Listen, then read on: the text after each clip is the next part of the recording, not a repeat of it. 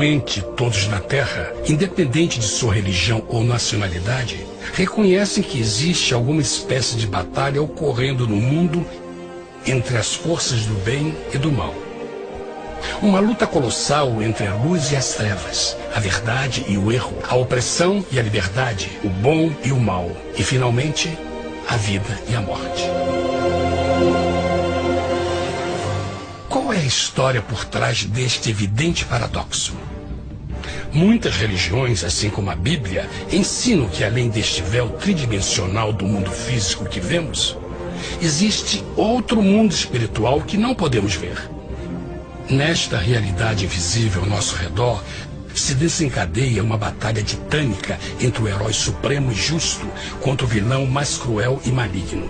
A grande pergunta é: quem são esses personagens e como e onde começou esta crise cósmica?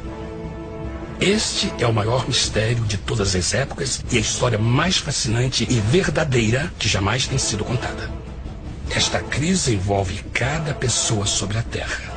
Sim, cada pessoa.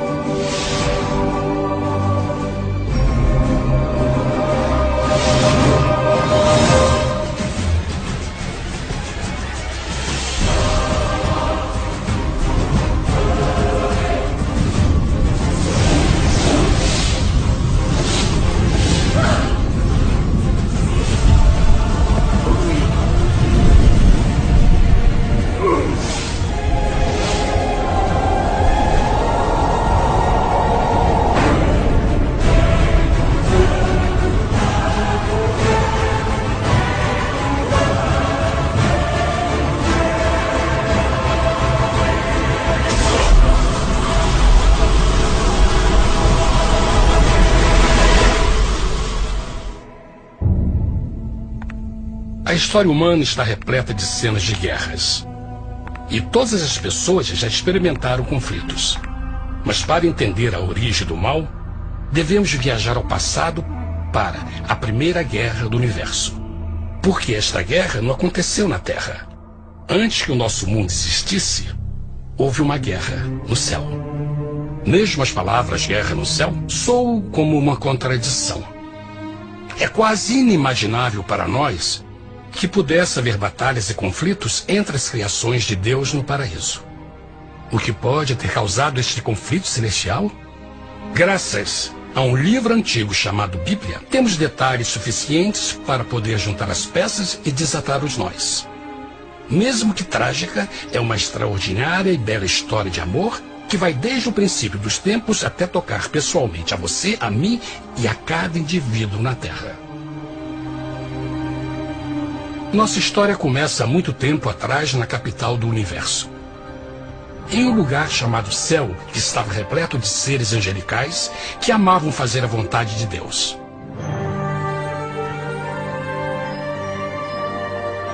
Sob o justo e amoroso governo do Criador, todo o céu desfrutava uma existência de felicidade e perfeita paz. O príncipe supremo do paraíso e comandante dos anjos era o poderoso e amoroso Filho de Deus, mais conhecido com o nome que adotou quando veio à Terra, Jesus. Ele tinha o mesmo propósito e pensamento com Deus, o Pai. O céu, sob o comando compassivo do Pai, Filho e Espírito Santo, provou ser um maravilhoso lugar de paz e alegria. Para realizar as ordens de Deus, a Trindade estava rodeada de um oceano virtual de inumeráveis espíritos ministradores chamados serafins e querubins, mais conhecidos como anjos. Estas poderosas e inteligentes criaturas descobriram que a felicidade estava em cumprir as ordens do Todo-Poderoso. Mas Deus criou um extraordinário anjo para atuar como líder de toda a multidão celestial. A Bíblia nos diz que seu nome era Lúcifer, que significa portador da luz. Este querubim foi o maior ser criado por Deus e assumia a posição mais próxima do trono de Deus, estando diretamente sob a autoridade de Jesus.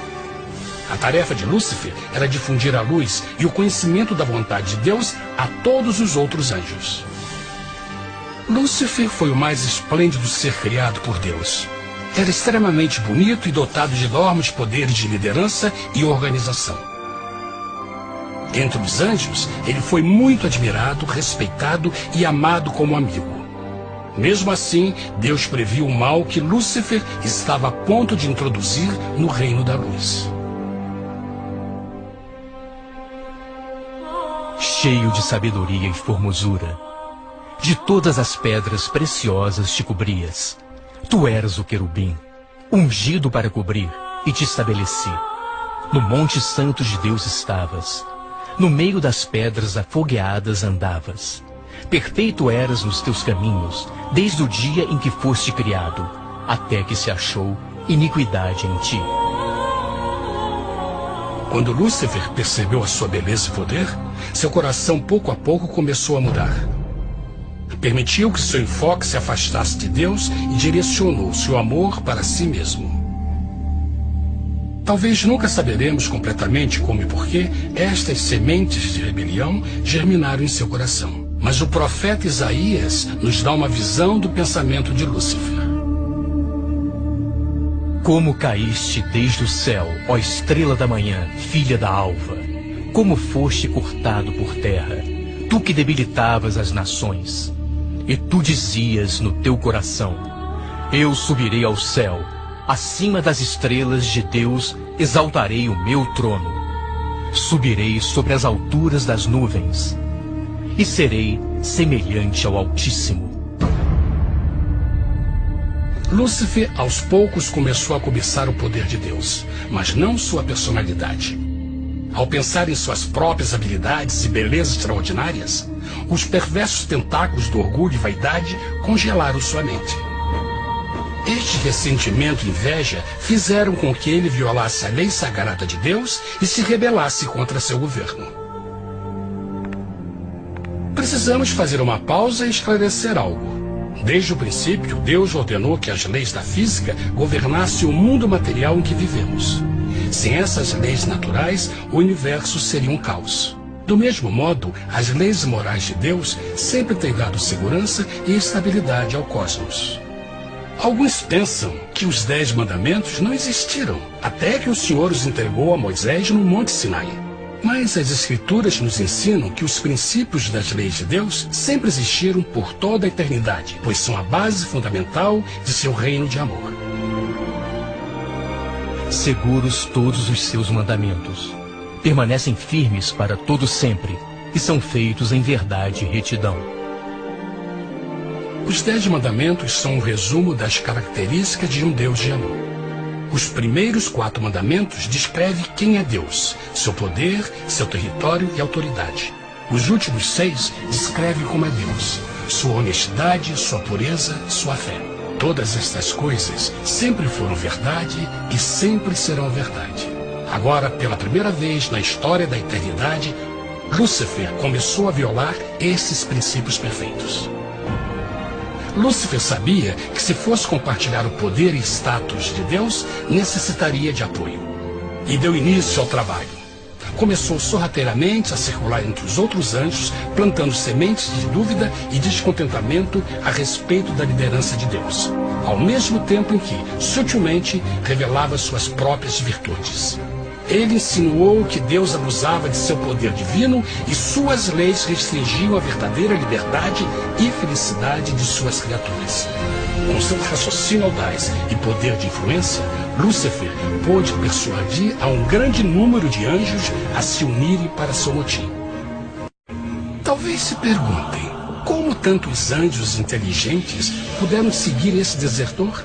Bom, lembrem que até esse ponto nenhum anjo tinha escutado uma mentira. E nesse primeiro estágio da rebelião, os anjos não perceberam a obsessão de Lúcifer em assumir a posição de Deus. Não sabiam que finalmente ele planejaria a tortura e o assassinato do Filho de Deus na cruz com a intenção de ocupar o seu trono. Estranhamente, Lúcifer pensou que poderia ocultar seus verdadeiros propósitos de Deus. Ai dos que querem esconder profundamente o seu propósito do Senhor e fazem as suas obras às escuras e dizem: quem nos vê e quem nos conhece? Não pense nem por um momento que a rebelião de Lúcifer surpreendeu Deus e o pegou desprevenido. O Senhor sabe de todas as coisas e os pensamentos de suas criaturas. Ele entendia exatamente o que estava se passando pela mente de Lúcifer. E piedosamente Deus advertiu o desgarrado anjo do perigo. Mas no final, o orgulho e a vaidade não permitiram que Lúcifer se arrependesse. Então, iniciou a rebelião total contra Deus em vez da humilde obediência. Alguns podem perguntar: isso significa que Deus criou um anjo defeituoso? Não, mas ele criou Lúcifer com livre-arbítrio. Verão que o livre-arbítrio é uma coisa maravilhosa, mas também muito perigosa, incluindo o risco de uma rebelião e a possibilidade de que o amor de Deus seja rejeitado. Vejam que o amor real não pode vir de uma criatura pré-programada e não pode ser forçado, deve ser voluntariamente dado. Por exemplo, mesmo que seja bonito este cachorro robô, na verdade, nunca poderá amar-me. Posso fazer que pareça que me ama, mas só estará seguindo instruções pré-programadas. Não tem opção. Por outro lado, este pequenino está realmente feliz em ver-me. Ele decidiu dar-me seu afeto. E com o tempo, nossa relação se fará mais forte, enquanto eu ame e cuide bem dele. Do mesmo modo, um Deus de amor só quer amor verdadeiro de suas criaturas. E para que isso aconteça, elas precisam ter o livre-arbítrio. A rebelião de Lúcifer é a maior evidência de que ele tinha esta liberdade. Agora, a grande pergunta é: como Deus enfrentaria esta crise? Como lidaria com Lúcifer e com os milhões de anjos que se uniram nessa rebelião? Muitos questionam por que Deus não acabou imediatamente com a rebelião. Afinal, ele poderia facilmente vaporizar Lúcifer com um raio. Mas isto teria solucionado o problema? Não, pelo contrário. Isso só teria intensificado as dúvidas e suspeitas que Lúcifer havia plantado na mente dos anjos. Lembrem que Lúcifer sabia, como ninguém mais, da engrenagem interna do governo de Deus. Sua destruição seria vista como parte de uma grande armação. E a razão que o motivou a servir Deus teria sido o medo da represália e não o amor. O Senhor sabia, na sua sabedoria, que a melhor forma de enfrentar a crise era permitindo que tudo seguisse o seu curso. Esta seria a única forma de se assegurar que o mal não se ergueria outra vez. Deixai crescer ambos juntos até a ceifa. E por ocasião da ceifa, direi aos ceifeiros: colhei primeiro o joio e atai-o em molhos para o queimar, mas o trigo ajuntai-o no meu celeiro. Na parábola do joio e do trigo, Jesus descreve que um tempo de crescimento é necessário para que uma planta revele sua verdadeira natureza. No seu entendimento infinito, Deus sabia que com o tempo, o caráter real de Lúcifer seria exposto e que os amargos frutos de sua rebelião seriam vistos. Até agora, os cidadãos do universo não estavam familiarizados com o pecado e até onde os levaria. Mas isso mudaria quando eles vissem por si mesmos sua terrível natureza autodestrutiva. Afinal, a sabedoria e o amor do governo de Deus seria para sempre confirmado e o universo estaria seguro. Quando Lúcifer e seus seguidores revelaram abertamente sua rebelião, o Senhor soube que não haveria paz se permitisse que eles ficassem no céu. Deveria impor um limite, entrar em ação e enfrentar os rebeldes. Mas Lúcifer e seus seguidores nunca sairiam por vontade própria ou pacificamente. O passo seguinte foi a guerra. E houve batalha no céu. Miguel e os seus anjos batalhavam contra o dragão. E batalhavam o dragão e os seus anjos. Mas não prevaleceram, nem mais o seu lugar se achou nos céus. E foi precipitado o grande dragão, a antiga serpente, chamada o Diabo e Satanás, que engana todo mundo. Ele foi precipitado na terra, e os seus anjos foram lançados com ele. A Bíblia não revela exatamente que tipo de armas foram usadas durante este conflito cósmico. Mas esta guerra foi como nenhuma guerra que os olhos mortais já viram. Apocalipse 12:4 nos diz que finalmente Lúcifer e 1/3 dos anjos de Deus foram expulsos do paraíso.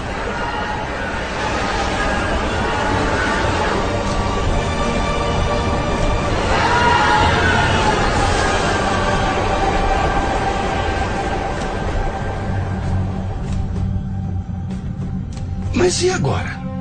Lúcifer tinha milhões de anjos ao seu lado, mas precisava de um pedaço de chão para continuar sua rebelião. Rápido, muito rápido, o universo começou a entender o quão doloroso e caro o pecado poderia chegar a ser. Mas a guerra não tinha terminado. Apenas começava. Lúcifer, o portador da luz, agora virou Satanás, o adversário.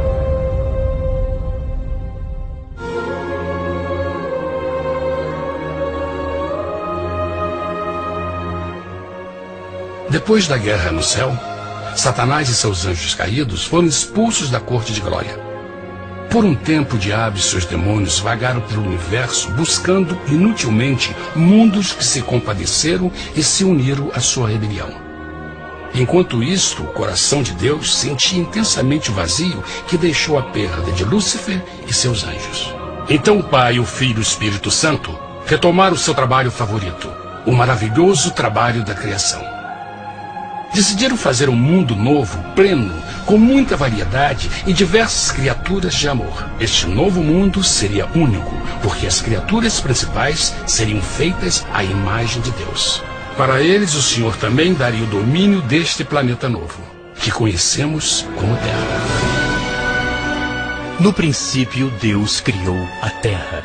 E viu Deus tudo quanto tinha feito, e eis que era muito bom.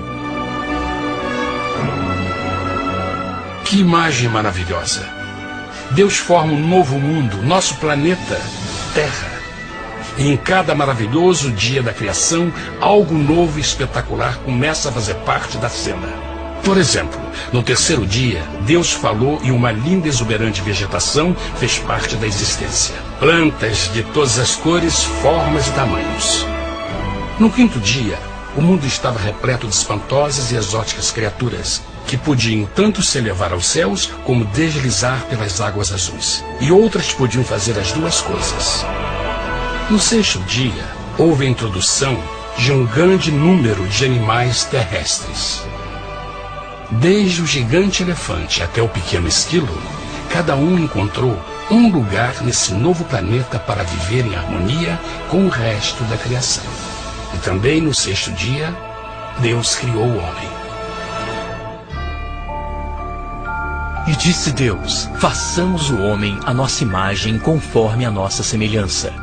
E formou o Senhor Deus o homem do pó da terra, e soprou em suas narinas o fôlego da vida, e o homem foi feito alma vivente. E plantou o Senhor Deus um jardim no Éden, do lado oriental, e pôs ali o homem que tinha formado.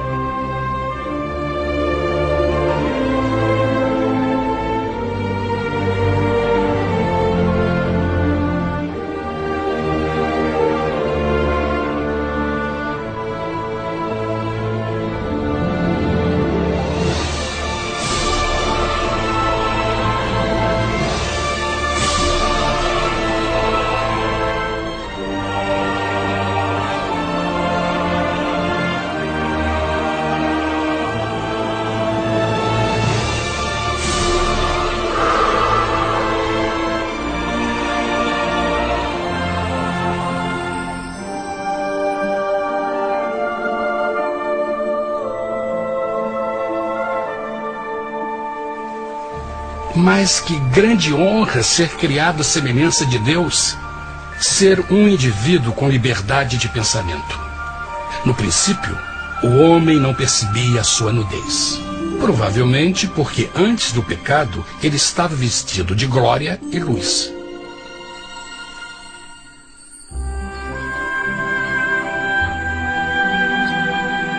Deus também criou a companheira perfeita para Adão, sua bela esposa Eva.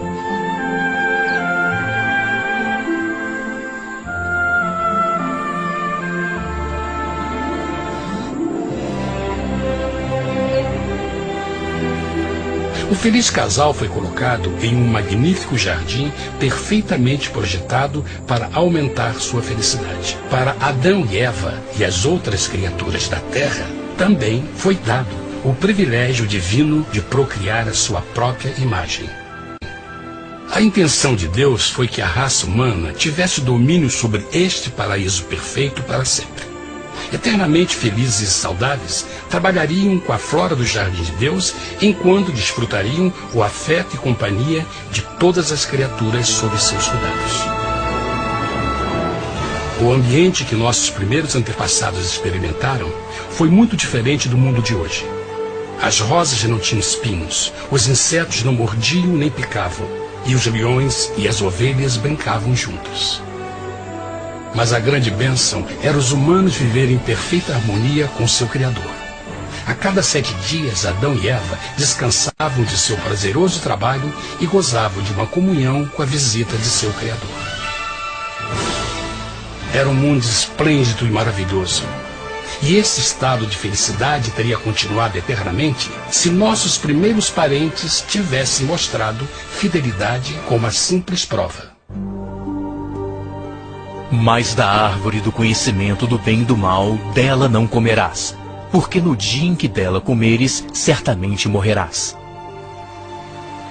Visto que o adversário havia contaminado o universo com sua rebelião, o Senhor viu a necessidade de uma simples prova de amor e lealdade. Lembrem que os anjos bons acabaram de ver 1/3 de seus amigos serem expulsos do céu durante a guerra. Como estariam seguros de que esses novos humanos não se uniriam a Lúcifer e causariam problemas? Então o Senhor plantou uma árvore no jardim, uma árvore cujo fruto não deveria ser comido sob pena de morte. Ao passar por esta simples prova de obediência, Adão e Eva mostrariam a lealdade para com Deus e a fé em sua palavra. Ainda mais, era uma prova de amor.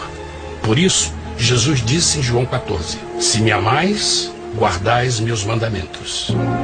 Mas alguém mais soube desta prova de fé e estava determinado a usá-la em seu favor. Satanás estava com inveja dos humanos que desfrutavam da bendita vida que ele perdeu. Sua feliz existência estava em total contraste com a sua, que agora estava cheia de culpa, pecado e miséria. Com ressentimento e raiva, não estava disposto a deixar o casal em paz, pois o pecado sempre buscará arrastar a outros consigo.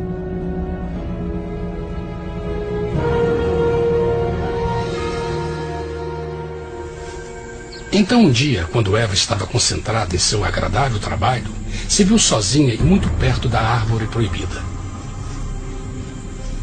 Foi quando Satanás viu sua oportunidade.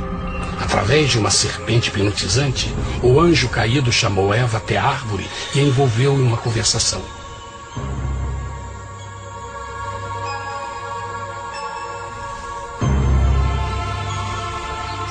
Suas palavras encantadoras foram cuidadosamente calculadas para gerar desconfiança a Deus.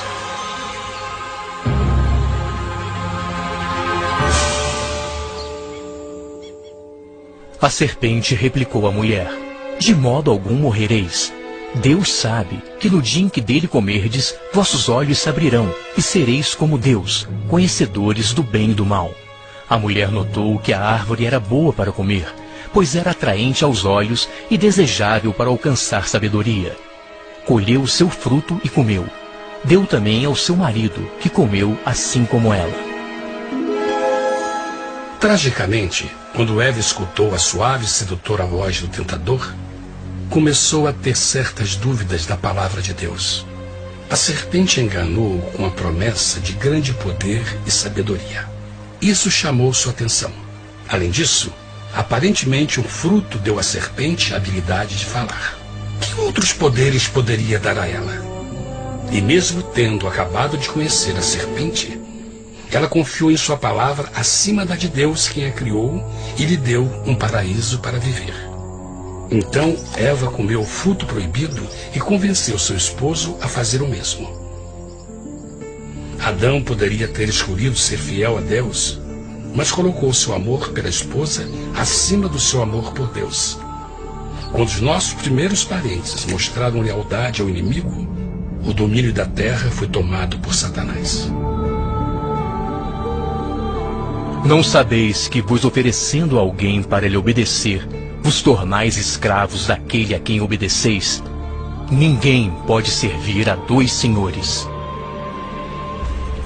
Este mundo agora seria o último campo de batalha entre o bem e o mal, e o coração de cada homem e mulher seria o prêmio. Adão e Eva não se deram conta desse tempo, mas seu momento de desconfiança e desafio abriria as comportas do sofrimento de milhões de pessoas durante milhares de anos.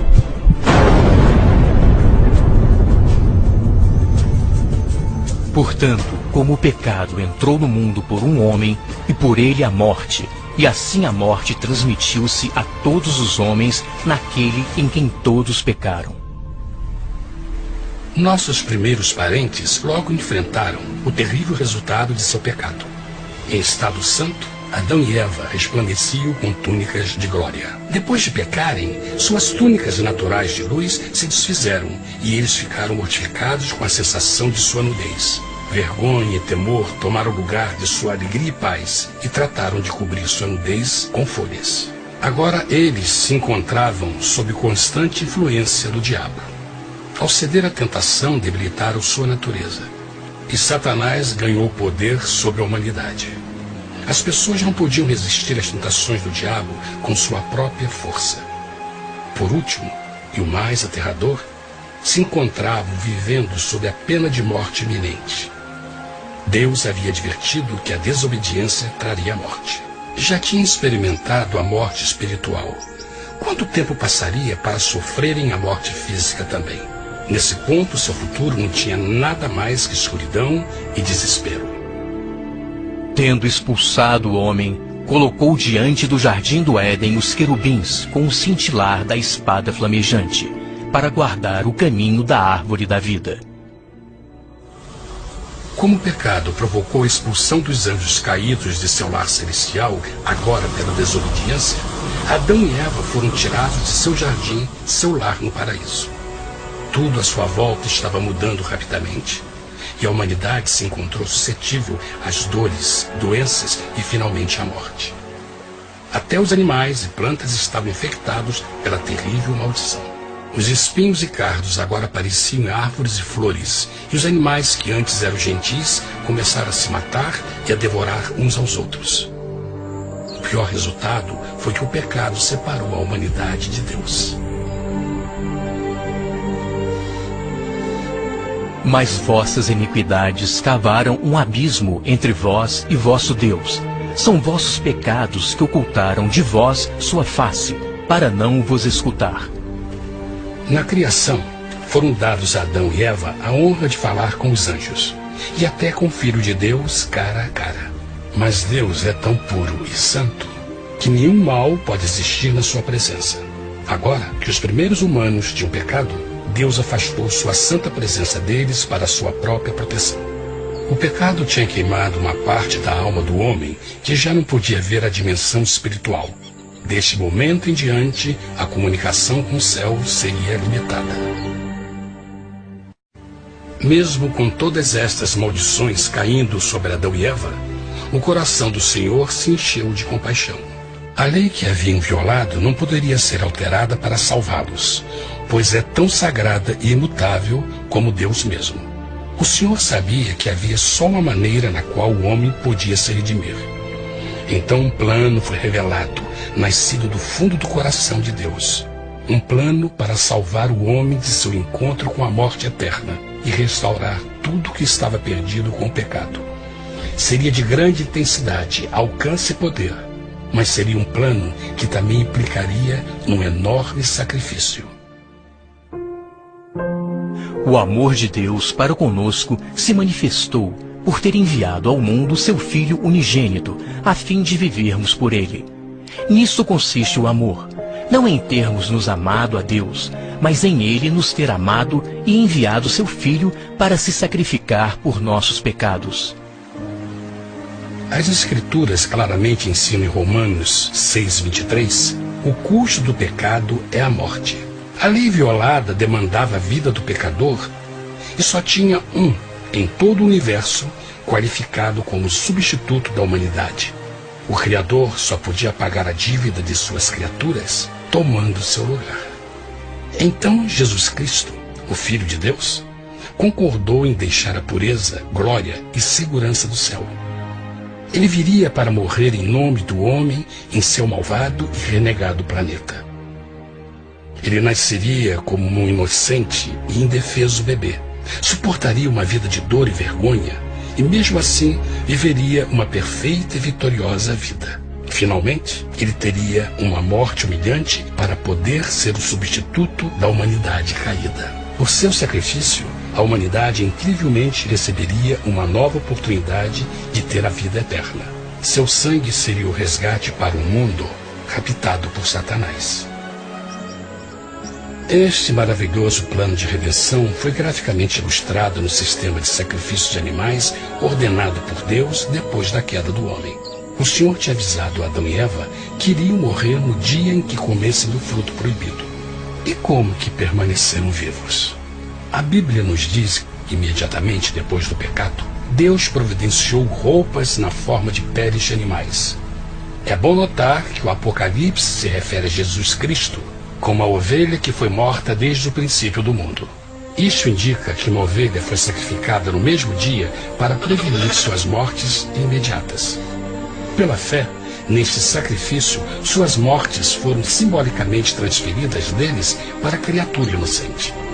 A ovelha certamente era a representação de Jesus.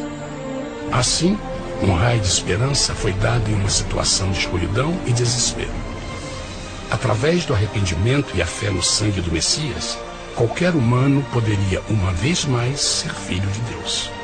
Mas mesmo com este grande plano para a humanidade, Satanás ainda tinha o domínio da terra. E a vida na terra não estava fácil. No mundo haveis de ter aflição, mas coragem, pois eu venci o mundo. Naturalmente, muitos se perguntam, como um Deus amoroso e poderoso permite dores e sofrimentos no nosso mundo atual? Mas está claro desde o Gênesis que Deus nunca quis que nós tivéssemos o conhecimento da dor dessa vida. Quando o mundo saiu das mãos de Deus, a terra era um maravilhoso paraíso. Foi o pecado de Adão e Eva que deu a Satanás o direito de assumir o controle deste planeta. Devido à sua trágica eleição, o diabo e seus súditos ganharam o poder de tentar e atormentar os humanos, introduzindo a doença, a dor e o sofrimento. Talvez fosse melhor perguntar: por que Satanás não tem o controle total da humanidade? A resposta é Jesus Cristo. Talvez já perceberam que a morte de Jesus na cruz deu a cada um de nós a oportunidade de sermos salvos, mas na verdade fez muito mais do que isso. Quando o Salvador ofereceu sua vida para redimir a terra, esse ato poria restrições ao controle de Satanás sobre a humanidade. Satanás não poderia forçar nossa vontade e seu poder de nos ferir seria limitado. O sacrifício de Cristo também nos trouxe um tempo de prova, durante o qual poderíamos ver a diferença entre o governo de Deus e o de Satanás, e então decidir a quem servir. Finalmente, pelo sacrifício que fez Jesus, o reino de Satanás chegará ao seu final, e um dia a terra será devolvida ao homem mais maravilhosa do que era no princípio. Mesmo Adão e Eva tendo começado suas vidas como exilados do paraíso, ainda tinham esperança. Deus providenciou peles de animais sacrificados para se cobrirem. Mas o mais importante, ele prometeu o sangue do Cordeiro de Deus para pagar por seu pecado, se aceitassem Cristo e se arrependessem. Uma grande pergunta permanece: as pessoas aceitaria o grande presente de Deus? Como escaparemos se agora desprezarmos a mensagem tão sublime da salvação? A incrível história que acabaram de escutar é verdade e afeta vocês. Pois, pelo desejo de Satanás de ser Deus e a desconfiança e desobediência de Adão e Eva, todos nós nos encontramos em uma situação perigosa. De um lado, a humanidade foi grandemente favorecida por Deus com uma segunda chance de recuperar nosso lugar no Éden. Por outro lado, se nós desistirmos de aproveitar esta grande chance, nos tornaremos escravos de Satanás e finalmente seremos destruídos quando Deus limpar o universo do pecado. Amigos, não há melhor hora de fazer sua escolha por Jesus do que agora mesmo. Nenhum de nós sabe quanto tempo mais teremos que viver nesta terra.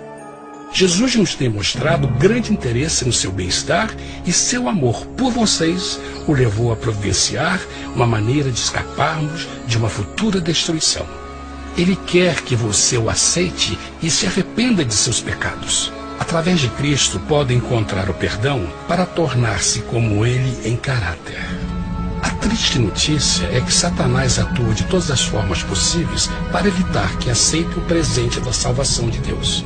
Devido à nossa rotina da vida, o amor ao dinheiro ou alguma outra distração fascinante, ele trabalha para manter a todos ocupados e afastados do que, na realidade, mais importa, sua salvação eterna. Para que entenda a realidade da situação e que se você não escolhe a Jesus por omissão, está escolhendo a Satanás. Mesmo que a terrível escolha de Adão e Eva nos traga morte e miséria, vocês agora podem tomar uma melhor decisão. Deus está oferecendo uma paz que satisfaz o anseio mais profundo de sua alma e uma alegria que não encontrará nas atribulações deste mundo. O desejo que tem o coração de Deus é que seja salvo e esteja com Ele no paraíso. Mas o único que pode mantê-lo fora do céu é você. Imagine a tragédia que seria se você recusasse este precioso presente. Você pode decidir hoje e aceitar a salvação que Deus prometeu. Na verdade, nesse momento, pode aceitar a vida eterna através de Jesus Cristo. Posso convidá-lo para que acompanhe agora mesmo em uma simples oração, aceitando sua maravilhosa oferta? Por favor, repita depois de mim. Querido Pai Celestial, venho a Ti agora e humildemente pedir Teu perdão. Senhor, confesso que sou um pecador e violei Tua santa lei. Entendo que a pena por esse pecado é a morte. Acredito que Jesus Cristo sofreu e morreu na cruz para receber o castigo por todos os nossos pecados. Acredito que Jesus ressuscitou e eu o aceito como meu Salvador pessoal. A partir deste momento em diante, Te dou o meu coração e o aceito como o Senhor da minha vida. Por favor, perdoa todos os meus pecados e envia Teu Espírito para ajudar-me a fazer a Tua vontade. Te agradeço por Teu grande amor e aceito Teu presente da vida eterna. E eu oro tudo isso em nome de Jesus. Amém.